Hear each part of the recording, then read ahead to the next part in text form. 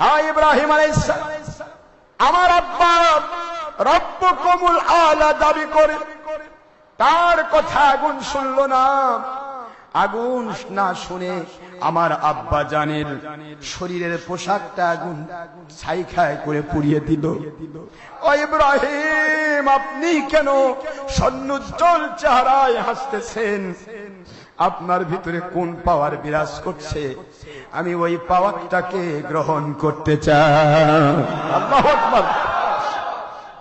ইব্রাহিম আলাইহিস সালাম, আমি যদি আগুনে ঝাঁপ দেই আমি কি আপনার মতো এরকম আসন পাবো?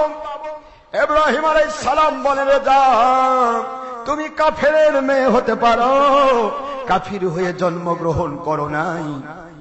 তুমি যদি আমার আল্লাহর উপরে নির্ভরশীল হয়ে যাও, ইব্রাহিমকে নবী মানো, আল্লাহকে আল্লাহ হিসেবে গ্রহণ করো, যা